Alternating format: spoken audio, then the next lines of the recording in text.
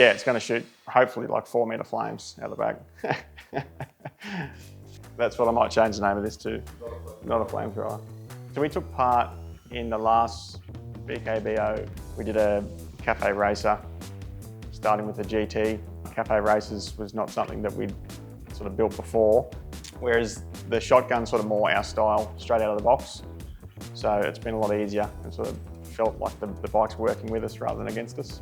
I feel like with this build, we're not recreating anything, we're sort of just improving the design that's already there. Like pretty much the bike they've built is what I like to think I would have built if they didn't do it and there was a Super Meteor there and they said build this. I'd like to think the stock shotgun is pretty close to what we'd come up with.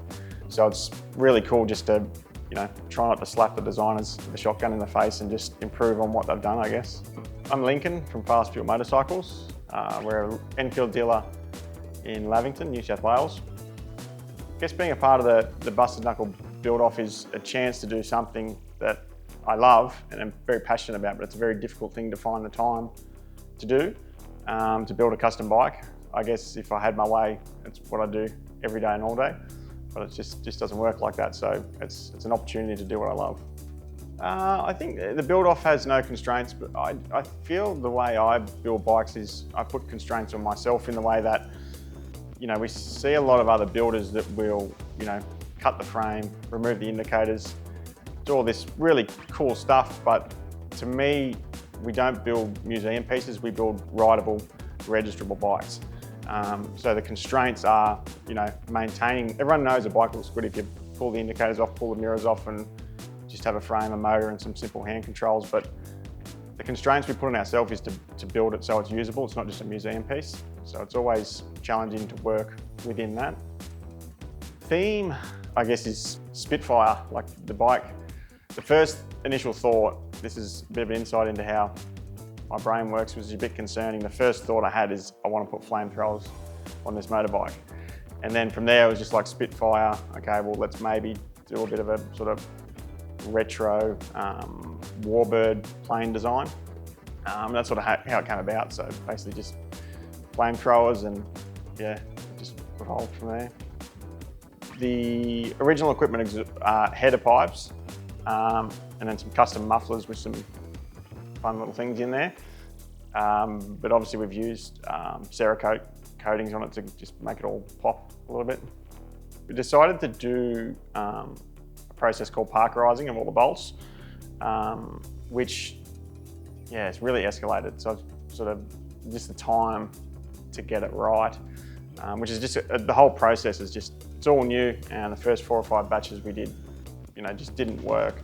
So it's been a real challenge and, a lot more time consuming than we thought it would be. But for a bike like this, where we're just trying to improve on what Royal Enfield already have, it's the little things, all those little things add up to a big thing. So I think, taking the time to blast, clean, prep, and hopefully parkerize these bolts, I think will, be 1,000 little things that add up to one big thing.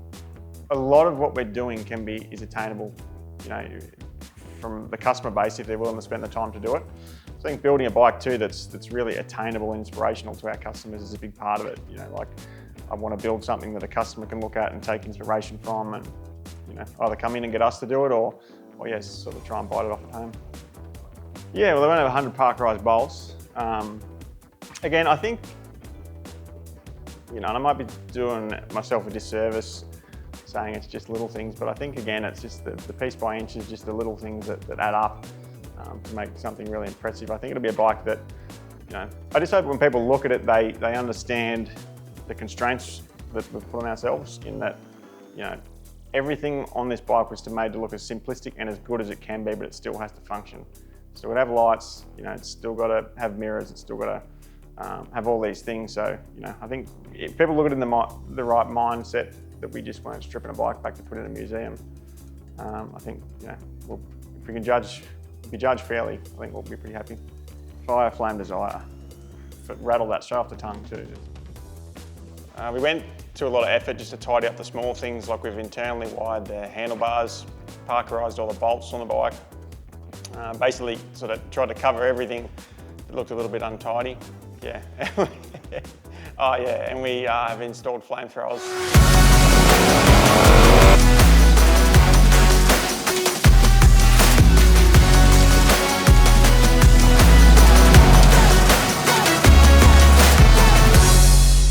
Nothing sells bikes and fixes bikes better than knowing how to build a flamethrower. I think it's an invaluable skill that I'll carry with me for the rest of my life. Honestly, I think most of the skills that I've built during this, the parkerising, the flame throwing, are pretty useless going forward. But it's been fun, and I might use it again, but yeah, they're probably pretty useless skills. I'll put that out there now, we don't build flamethrowers. I think all we had set in stone was it was going to be like Spitfire, plain, sort of warbird inspired, and it did sort of grow from there. You know, no one can argue that it spits fire, and it's got a little bit of a military feel to it. I think everything changed because I'm sort of don't have the ability to do, to conceptualise anything on paper with this sort of thing. So I think it really just naturally evolves, colours and things like that. It's just a process. It just all falls together as it's being built. I think the internally wide handlebars is something that most people won't notice. It's just a lot of effort to go through for such a small handlebar, but when you stand at the back of the bike and look at it, yeah, the bars just look super neat and tidy. And I think small details like that is what makes a custom bike. Yeah, doing a bike like this means quite a lot because it's the opportunity. There's a lot of hard work that goes into the opportunity to build one of these bikes. It's a reward for all the hard work we do as dealers, because at the end of the day, I think there's a lot of us that would want to just tinker around and build motorbikes all day, but it's just not the reality. So when you do get to do it, it's very, very rewarding. The most rewarding part was definitely the parkerising. It was, yeah, a challenge, but it was nice to stand back and look at all the black bolts, dull bolts. The most fun part of the process, I would say, would be the flamethrower. It just makes me smile every time we press the button. I'd say 3 words for my bike would be red, hot and flamey.